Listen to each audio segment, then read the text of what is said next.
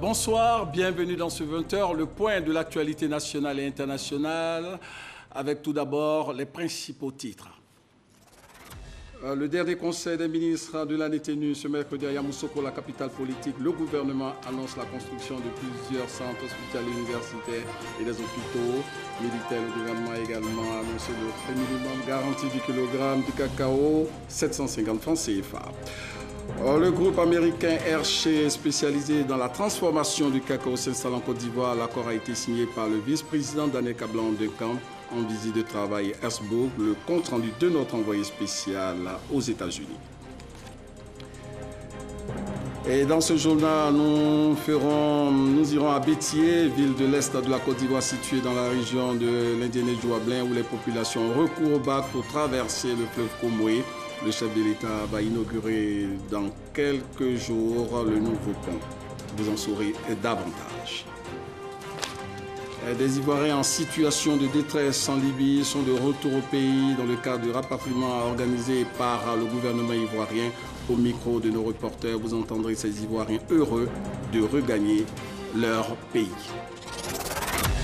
Voilà pour le sommaire. Nous sommes ensemble pour une demi-heure d'informations. Commençons en images par le retour à Abidjan du président de la République. Après avoir présidé le dernier conseil des ministres de l'année tenu ce mercredi à Yamoussoukro, la capitale politique ivoirienne, le président Alassane Ouattara a regagné Abidjan, la capitale économique. Le président de la République a été accueilli par le Premier ministre Amadou Gon Coulibaly et des membres du gouvernement. Rappelons qu'après le conseil des ministres, le chef de l'État a échangé avec le directoire de la Chambre des rois et chefs traditionnels de Côte d'Ivoire. Merci donc à la réalisation.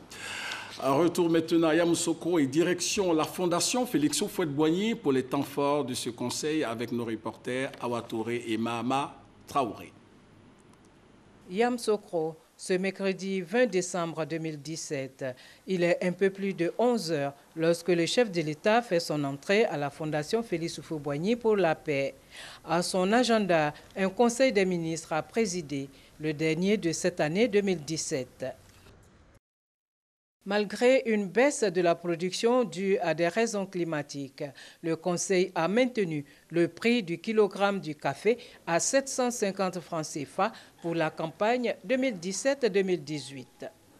Il faut dire que maintenir ce prix donc à 750 francs le kilo induit une subvention de plus de 12 milliards de francs CFA qui seront financés par des ressources publiques et en particulier par les excédents de stabilisation du Conseil Café-Cacao. Dans cette dynamique, le Conseil a instruit le ministre chargé de l'Agriculture et l'ensemble des ministres concernés à l'effet de prendre toutes les dispositions opérationnelles, y compris les sanctions appropriées quand cela est nécessaire, pour le respect strict du prix garanti aux producteurs. Afin de renforcer l'esprit de civisme chez les Ivoiriens, le Conseil vient d'adopter un projet de loi.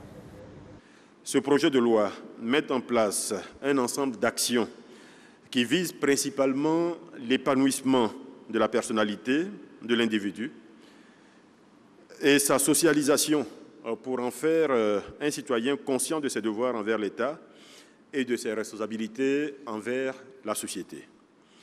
Il apporte des solutions aux problèmes d'incivisme et de dégradation morale pour aller vers la construction d'une nation ivoirienne plus forte, plus solidaire, plus fraternelle et plus disciplinée. Autre décret, celui créant la Société nationale de télédiffusion, entité désormais chargée de conduire le processus de migration vers la télévision numérique terrestre. La création de la Société ivoirienne de télédiffusion répond à l'exigence de mise en place d'un opérateur national de diffusion distinct des entreprises éditrices de programmes pour la mise en œuvre du processus de migration vers la TNT. L'Ivoirienne de télédiffusion sera chargée de la diffusion des programmes des chaînes éditrices. À cet effet, cette société, qui est une société d'État, aura pour mission principale la construction, l'exploitation et l'entretien du réseau et des infrastructures de diffusion de la télévision numérique terrestre. Signature du programme compact du Millennium Challenge Corporation, inauguration de plusieurs infrastructures ou encore amélioration du climat des affaires, autant de bons points cumulés par le gouvernement cette année dans le cadre de son plan d'action prioritaire 2017. Pour 2018, la dynamique sera maintenue. Pour l'année 2018, l'action du gouvernement visera principalement la transformation locale des matières premières à travers la mise en œuvre du projet d'appui de la compétitivité de la filière anacarde, la maîtrise de la gestion des finances publiques, l'amélioration de la mobilisation des ressources internes et l'accélération de la réalisation des grands projets structurants dont certains ont démarré cette année. Deux mesures visant à améliorer l'employabilité des apprenants issus de l'enseignement technique et de la formation professionnelle ont également été adoptées. Le Conseil a adopté une communication relative à la réforme de la formation professionnelle par apprentissage. Ainsi, la réforme est articulée autour de deux axes qui sont les suivants. Le premier, la mise en place d'un nouveau cadre juridique par la prise d'un décret relatif à l'apprentissage, conformément aux dispositions du Code du travail, en attendant l'adoption du projet de loi sur l'apprentissage et ses textes subséquents. Et le deuxième axe, la mise à niveau du dispositif de formation par le redimensionnement des établissements sélectionnés, le renforcement des capacités des acteurs et l'élaboration des référentiels de formation. Date prévue pour le premier Conseil des ministres de l'année 2018, le 10 janvier. Bien avant, le gouvernement présentera ses vœux de nouvel an au chef de l'État le 4 janvier. Après le Conseil, nos reporters ont recueilli sur place quelques réactions de membres du gouvernement. Nous les écoutons. Nous avons travaillé de façon ardue et voilà qu'aujourd'hui, nous sommes à notre dernier Conseil de l'année et de surcroît. Cela se passe à Yamoussoukro, la capitale politique. Donc c'est un réel moment de satisfaction, de fierté et surtout de savoir que nous sommes dans la ville de son Excellence, le feu le président Houphouët-Boigny, et le président tout à l'heure a félicité l'ensemble des membres du gouvernement, le Premier ministre, pour le travail abattu. Nous sommes venus donc pour ce dernier conseil. Le bilan est très positif. C'est vrai que l'année a été difficile. Nous l'avions commencé dans de grandes difficultés, mais en même temps, elle a de grands acquis. Des actes majeurs ont été posés. Le gouvernement a aujourd'hui, je pense, a eu encore l'opportunité d'offrir de belles actions aux Ivoiriens. De grands projets sont nés. De nombreux projets également ont connu un bel aboutissement. Tout cela nous permet de dire une très bonne fête de fin d'année aux Ivoiriens, une fête d'année dans la quiétude, et leur dire également que 2018 s'annonce en tout cas comme étant une très belle année. C'est avec beaucoup de plaisir qu'on a retrouvé donc, la ville de Yamoussoukro pour ce dernier conseil, qui est un conseil important, qui clôt une année, on va dire une année fructueuse quand même pour le gouvernement, à plusieurs égards, au niveau des réalisations économiques. De grandes infrastructures importantes ont été livrées. Au niveau des activités socio-économiques, de plus en plus, je crois que la Côte d'Ivoire renforce sa visibilité sous-régionale et son leadership au plan international. Le président a pu féliciter son gouvernement et son Premier ministre pour tout le travail qui a été accompli. Une année qui a été difficile, qui a commencé difficilement, mais qui se termine très bien. Le conseil d'aujourd'hui, qui est le dernier conseil de l'année, a été un très bon conseil. Nous avons donc passé en revue l'ensemble des dossiers. Ce qu'il faut retenir, c'est que l'année 2017 a commencé difficilement, mais il s'est très bien terminé. Je pense que tous les indicateurs économiques sont ouverts et nous pensons que 2018 doit être meilleur que 2017. Beaucoup de travail sous l'impulsion du Premier ministre, notamment à l'atteinte des objectifs qui nous ont été assignés à l'occasion du séminaire gouvernemental du mois de mars. Nous avons eu l'occasion donc, de faire ce bilan-là, qui est contenu dans un document global, qui reprend le bilan donc, de tous les ministères, et dont nous apprêtons donc à amorcer la seconde année avec les perspectives heureuses, notamment aller plus loin dans l'atteinte des objectifs qui nous ont été assignés, aller plus loin dans la mise à niveau de notre dispositif de formation professionnelle en vue d'améliorer l'employabilité des jeunes et réduire le chômage. Nous venons de faire le dernier Conseil des ministres. Nous sommes très heureux d'avoir participé à cette expérience. Et nous comptons donc nous mettre au travail encore davantage pour mettre en œuvre ce que le chef de l'État a décidé pour le bonheur des populations ivoiriennes. La fin de l'année 2017 est une fin pratiquement heureuse pour le ministère de la Santé et j'espère que tout ceci sera pris en compte par les populations parce que la volonté du chef de l'État, c'est de faire en sorte que les populations ivoiriennes se portent mieux. Nous allons rester dans cette dynamique-là par rapport à 2018 en maintenant le cap, en continuant en tout cas de surveiller le marché, en permettant bien sûr aux commerçants de faire de bonnes affaires, mais également surveiller le marché pour que les populations puissent bénéficier des produits à bon prix et que la loyauté des transactions soit également effective. Donc voici un peu ce message que j'avais souhaité porter et continuer tous les projets prioritaires concernant également l'amélioration des secteurs concernant les PME pour l'accès plus important au marché, l'accès au financement et également permettre de continuer également de faire des renforcements des capacités pour nos artisans, les accompagner également par rapport à tout ce qui concerne la promotion de leurs produits. Voilà, quelques réactions donc de membres du gouvernement. Alassane Ouattara a eu sur place à Yamoussoukro une rencontre avec les rois et chefs traditionnels de notre pays, la Côte d'Ivoire. Le roi Paul Amontanoé a apporté son soutien au chef de l'État pour toutes ses actions à la tête du pays, nous dit Abiba Dambélé Saoué, son compte-rendu. La Chambre des rois et chefs traditionnels de Côte d'Ivoire accueille pour la 4e fois à Yamoussoukro le président de la République Alassane Ouattara. Pour ce nouveau rendez-vous avec les gardiens de nos us et coutumes, le président Alassane Ouattara avait à ses côtés plusieurs membres du gouvernement.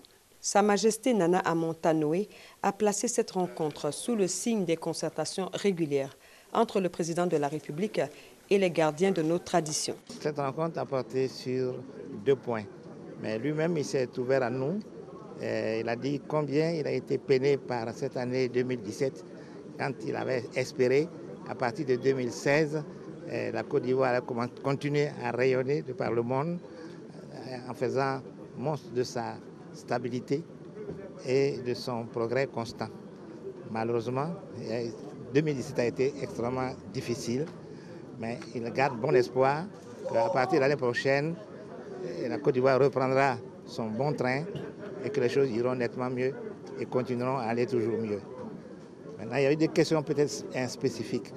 Il y a eu la question de nos enfants ex-démobilisés. Et nous sommes d'accord avec lui qu'il faut que les jeunes comprennent que c'est toujours mieux pour eux qu'ils apprennent un métier, que le gouvernement les aide à réaliser des projets plutôt que de réclamer de l'argent, surtout avec violence, que la Côte d'Ivoire ne peut pas accepter cela et qu'il faut qu'ils changent véritablement de mentalité et qu'ils s'inscrivent dans le dialogue parce que beaucoup de choses sont possibles avec le dialogue, mais pas avec la violence. Sa Majesté Nana Amontanoé a souhaité que la loi organique portant attribution, organisation et fonctionnement de la Chambre des rois et chefs traditionnels de Côte d'Ivoire soit rapidement mise en œuvre. Comme annoncé dans les titres, rendons-nous maintenant aux États-Unis, où le groupe américain Hershey, spécialisé dans la transformation du cacao, a décidé de s'installer ici en Côte d'Ivoire.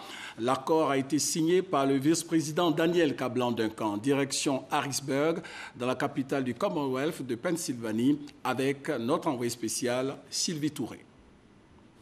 Hershey Company, le leader américain de la transformation du chocolat, étend son empire. Courant 2018, une première usine sera implantée à San Pedro avec pour activité principale la fabrication de compléments alimentaires pour enfants malnutris. C'est l'objet du premier accord conclu avec la délégation ivoirienne conduite par le vice-président Daniel Kablan-Duncan. Ce que nous avons retenu dans un premier temps, c'est que ça permet déjà de nourrir 25 000 enfants au moins, qui parle de 25 000 à 35 000 qui ont des problèmes donc, de santé, qui ont besoin de suppléments particuliers. Et nous avons aussi retenu le fait que, à moyen terme, c'est-à-dire que pour 2019, nous pourrions donc, au lieu donc de prendre de l'arachide, utiliser donc les noix de cajou, qui sont notre production donc, locale. C'est la Côte d'Ivoire est la première productrice du monde, avec plus de 700 000 tonnes, de manière à remplacer donc l'arachide par les noix de cajou. Suite donc aux études qui vont être menées pour indiquer que c'est la même valeur nutritive. Dans le viseur de la compagnie, le marché sous-régional. La production pourra également être écoulée dans les pays voisins, frappés par la malnutrition infantile. Daniel Kablan-Duncan est encore plus heureux du second accord. Il concerne l'achat de produits semi-finis dans le domaine du cacao. Un véritable coup d'accélérateur à la transformation locale du cacao, estimé à seulement 30%. C'est-à-dire que ça va amener donc, les gens à transformer davantage les sociétés qui sont sur place. Ils n'ont plus acheté donc, les fèves de cacao, mais les produits qui ont été déjà transformés. Vous voyez donc ce que le président a demandé, qui souhaitait qu'on passe à une transformation de 50% de la production donc, locale, va pouvoir se faire d'ici 2020. Avec une production journalière de 70 millions de chocolat Kisses, Hershey Company est plus qu'une success story, une véritable odyssée. Lancé en 1903 par Milton Hershey, un homme sans véritable formation académique, mais avec une vision, celle de conquérir le monde grâce au chocolat. La petite fabrique est au fil du temps devenue une usine, ensuite un grand groupe agroalimentaire. Aujourd'hui, Hershey, c'est toute une commune entièrement construite dans la ville de Harrisburg, en Pennsylvanie, avec les revenus de la compagnie, d'où son appellation de cité du chocolat. C'est donc un savoir-faire séculaire que les dirigeants du groupe entendent mettre au service de la Côte d'Ivoire. Avant de se rendre aux États-Unis, Daniel Kablan-Duncan était à Brasilia, la capitale fédérale du Brésil, où il a visité le centre d'excellence contre la faim. Le vice-président ivoirien a voulu s'inspirer du modèle brésilien en matière de lutte contre la pauvreté, en matière de lutte contre la faim. Envoyé spécial à Brasilia, Viviane Agniman. La Côte d'Ivoire est candidate pour abriter sur son sol le centre d'excellence contre la faim pour l'Afrique de l'Ouest. C'est pourquoi la visite du vice-président Daniel Kablan-Duncan au centre d'excellence contre la faim de Brasilia avait pour but de s'inspirer des succès obtenus par ce centre, dont la notoriété est internationale. En effet, grâce à son assistance technique, ce centre a permis au Brésil de développer des programmes de protection sociale, des programmes de sécurité alimentaire et des programmes de cantines scolaires à l'échelle des 60 000 écoles publiques du Brésil et alimentés par l'achat de vivres cultivés par les agriculteurs locaux. Un succès qui permet au Brésil d'être classé au rang des pays qui ont vaincu au sein de leurs frontières la pauvreté et la faim. Au cours de son séjour à Brasilia, le vice-président Daniel Kablan-Duncan s'est voulu un observateur attentif de ce modèle brésilien, cherchant à en comprendre l'organisation, les méthodes, rencontrant les personnalités compétentes ainsi que les animateurs des différentes structures, allant même visiter une coopérative rurale de production de vivriers. Et j'ai cru comprendre d'ailleurs qu'ils gagnent leur vie normalement. Je pense que, vous savez, nous avons des coopératives aussi en Côte d'Ivoire. C'est important que nous puissions tirer l'exemple d'une telle coopérative et essayer de voir un peu comment on peut diversifier les productions. La question que j'ai posée, savoir comment la production se fait, est-ce que c'est saisonnière? J'ai cru comprendre que du fait de l'irrigation, du fait de l'utilisation de l'engrais, ils produisent pendant toute l'année. Et ça, c'est une bonne chose de voir un peu comment ça fonctionne. Je crois que ça peut être un exemple de faire une coopération directe entre des coopératives de Côte d'Ivoire et des coopératives ici, donc, autour de la région donc, de Brasilia. Si grâce à son assistance technique, le programme alimentaire mondial a permis au Brésil d'éradiquer en grande partie sur son sol la pauvreté et la faim, il promet son assistance également à la Côte d'Ivoire. Je suis la représentante du PAM en Côte d'Ivoire. Nous avons accompagné son Excellence, Monsieur le Vice-président, ici au Brésil, pour bien comprendre les moyens, les stratégies que le Brésil a adoptées pour éliminer les pauvretés extrêmes et aussi pour réduire le retard de croissance chez les enfants. Et on espère qu'avec le soutien du PAM, du Centre d'excellence du Brésil, pour partager l'expérience. Pour partager l'expérience avec la Côte d'Ivoire, pour aussi améliorer et diversifier le niveau de production des petits producteurs. Alors, quelle chance pour la Côte d'Ivoire d'être choisie pour abriter le centre d'excellence contre la faim pour l'Afrique de l'Ouest. Il y a plusieurs centres de ce type. Il y en a un ici au Brésil, il y en a en Chine, il y en a en Russie. Et là, on est en train de discuter par rapport au premier centre qui devrait être basé en Afrique. Je crois que tout le monde est d'accord pour que la Côte d'Ivoire puisse abriter un centre de cette nature. Maintenant, nous allons voir un peu les modalités techniques et opérationnelles. On en vient maintenant au dossier de ce 20h. Pendant près de 20 ans, les populations de la ville de Bétié, située dans la région de l'Indénié-Joablin, ont recours au bac pour traverser le fleuve Comoé. Ce parcours du combattant prendra fin le vendredi prochain avec l'inauguration du nouveau pont par le chef de l'État. Avec Jean-Louis Gbagbo, retour sur la vie à Bétié avec ce bac qui a rendu de bons et loyaux services aux populations pendant 19 ans. Sur les rives du fleuve Comoé à Bétié, le bac fait sa dernière toilette.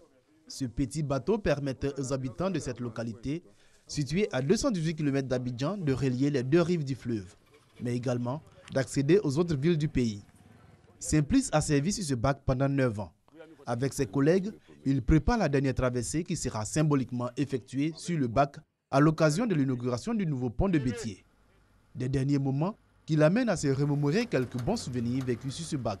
Moi, comme ça, il peut dire 1h du matin, 2h du matin, on me réveille. Les malades, femmes doivent accoucher, les enfants qui naissent sur le bac. Je vais effectivement donner voyer sur l'eau. Et dans l'après-midi, soit à midi, c'est terminé. Il dit au revoir à Bétié. Face à cette séparation imminente, Simplice, lui, préfère cultiver l'humour. Demain matin, on sera ici encore pour attendre. Jusqu'au 22, on va attendre le président. Il va nous dire que je suis plus en partie. C'est dit comme ça. Là, au moins, c'est qu'il va donner le transport pour quitter Bétié. Le pont de Bétié ne signe pas que la fin des activités du bac dans cette localité. La traversée du fleuve Papinas disparaît également. Cette activité lucrative était détenue par les jeunes de la ville. Dans le bac en panne, on se retrouvait souvent avec 30 000 francs par jour, 35 000 francs par jour. Bon, quand le bac n'est pas en panne, souvent on gagne 15 000, 20 000, bon, ça dépend. Actuellement, c'est un peu plus parce que, si on veut voir, on a perdu notre emploi. Aujourd'hui, bon, on n'a pas d'activité, on est en train de penser comment on va faire. Bon, pour le moment, on est en train de prier Dieu. Aujourd'hui, on pense à leur reclassement. Avec l'arrivée du pont, il y aura d'autres activités qui seront créées et nous ferons tout pour pouvoir insérer ces jeunes-là dans d'autres secteurs d'activité. Les populations de Bétié, elles n'ont pas attendu l'inauguration du pont pour commencer à profiter de l'ouvrage. Du bac, ils gardent des souvenirs plutôt contrastés. Souvent, quand tu viens au champ, tu peux quitter là-bas, tu courais, tu vas venir. Et puis les gens des bacs, ils vont t'attendre. Tu vas courir jusqu'à quand tu vas venir monter. Et puis c'est gratuit, on ne paye pas. Mais si n'était pas le bac là, tu allais faire comment? Tu allais marcher, venir s'asseoir à ta pinasse. Avant, quand il y avait le bac, si on veut partir au champ ou bien on veut voyager par là bien, j'arrive au bord, je vais passer au moins 83 heures de temps au bord avant de traverser. Les chauffeurs de bac, ils prennent leur temps. Aujourd'hui, cette période est bien derrière. Tout le monde à Bétié salue l'avènement du pont, un ouvrage réalisé sous la supervision d'Ata Kra. En termes de qualité, vraiment, nous n'avons pas de doute. Nous n'avons pas de doute. C'est un ouvrage qui est construit pour peut-être nous même, je ne sais pas, peut-être 100 ans minimum. Hein.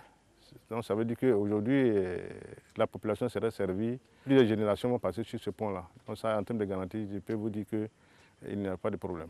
Le bac, lui, connaîtra une nouvelle destination. Ce fleuve-là traverse beaucoup de régions. Et là, je vous dis, Bétié vient de bénéficier d'un pont, mais il y a aussi des régions qui aujourd'hui qui n'ont pas d'ouvrage, qui vivent les mêmes difficultés que Bétié en son temps.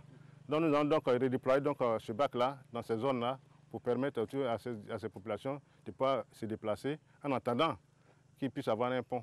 Construit en 18 mois dans le cadre du contrat de désendettement et de développement, CDD, le pont de Bétié, long de 189 mètres, a coûté 8,5 milliards de francs CFA. Après le bitumage des principales artères de la ville, Le pont vient ajouter une nouvelle couche au désenclavement de cette région du pays qui demeure l'une des plus grosses productrices de matières premières agricoles. Je vous l'annonçais également dans les titres, des Ivoiriens en situation de détresse en Libye, 168 au total, sont de retour au pays dans le cadre du rapatriement organisé par le gouvernement ivoirien. Vous entendrez ces Ivoiriens heureux tout simplement de regagner leur pays au micro de nos reporters. Compte rendu, Alexis, Evelyne, Ouedraogo.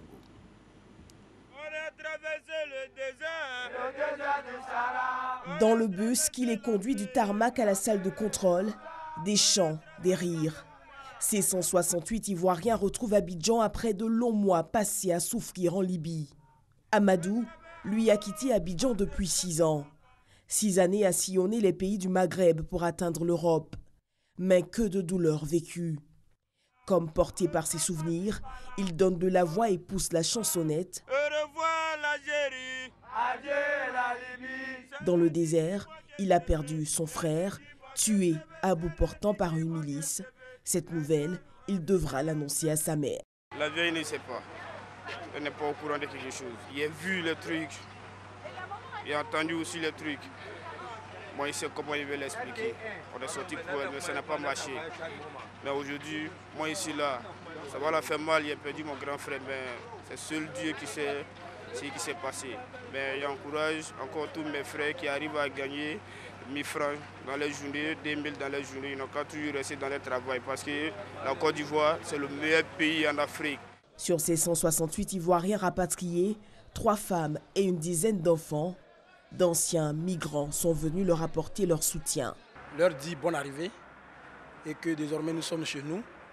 Oublions donc ce que nous avons vécu là-bas, les difficultés, et de prendre vraiment notre courage en main pour chercher à nous insérer.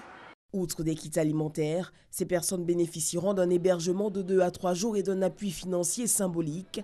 Elles pourront également s'inscrire dans le projet de réintégration et de réinsertion du Fonds fiduciaire d'urgence de l'Union européenne mis en œuvre à travers l'OIM pour la mise en œuvre de projets collectifs ou individuels.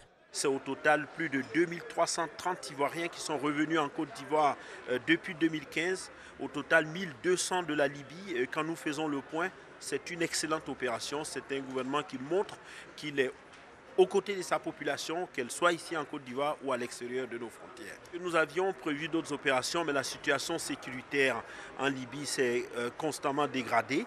Donc il est important aussi, même lorsqu'on veut faire de l'évacuation, de penser à la sécurisation des aéroports avant de procéder à ces opérations. Nous, aujourd'hui, nous avons 168 personnes qui sortent de cette fournaise et c'est une grande satisfaction pour nous. Face à l'immigration clandestine, la sensibilisation de proximité dans les familles et autres espaces d'échange reste indispensable pour que se brise le cercle vicieux des départs. Et puis sachez que plus de 30 000 enfants migrants se trouvent actuellement en Libye, dont 14 000 non accompagnés. Je répète, 14 000 enfants non accompagnés en Libye, selon les chiffres de l'UNICEF, le Fonds des Nations Unies pour l'enfance et l'Organisation internationale des migrations. Et la journée internationale des migrants a été marquée à Paris, la capitale française, par une conférence sur les interactions des politiques publiques de la migration. La Côte d'Ivoire, invitée spéciale de cette conférence internationale organisée par l'AFD, l'Agence française de développement. À la dernière édition, vous aurez le compte-rendu de Hamza Diaby. Le président de la Confédération africaine de football, Ahmad Ahmad, séjourne depuis hier ici à Abidjan avec un agenda très serré, dont plusieurs rencontres avec les autorités politiques ivoiriennes et des visites de terrain. Accompagné de ses proches conseillers en communication et de son premier vice-président, le Ghanéen Kwesi Nyantakyi, le président de la Confédération africaine de football, Ahmad Ahmad, a tenu une conférence de presse à l'issue de sa visite en terre ivoirienne. Objectif, faire le point de son bref séjour en Côte d'Ivoire à la presse nationale et internationale. S'agissant des questions d'ordre local, le président Ahmad a exhorté les différents acteurs du football ivoirien à s'asseoir, discuter et parler d'une même voix. Des problèmes qu'on entend à gauche et à droite, un problème au sein de la fédération. Si vous voulez un conseil, je peux vous donner un conseil en tant que je peux dire en tant que parent du football africain, de ne pas laisser un acteur en dehors de la gestion du football. D'organiser une rencontre autour d'une table, discuter, parce que nous aimons tous le football. Concernant la CAN 2021 organisée par la Côte d'Ivoire, le président Hamad a indiqué être en total accord avec le calendrier de construction des infrastructures devant accueillir cette compétition. La décision prise d'attribuer la CAN à la Côte d'Ivoire en 2021, à aucun moment la CAF aujourd'hui n'a mis en doute la capacité de la Côte d'Ivoire pour l'organisation. Le président Hamad a choisi cette occasion pour annoncer officiellement aux journalistes nationaux et internationaux la nomination récente de l'Ivoirien Jacques-Bernard Anoma, nouveau médiateur de la FIFA et de la CAF. Voilà, fin de ce journal préparé par l'ensemble de la rédaction, supervisé par Victorine Yaouyoboué et réalisé par Édouard Kofi Sakra. Merci de l'avoir suivi. Bonne suite du programme sur RTL1, mais surtout, portez-vous bien.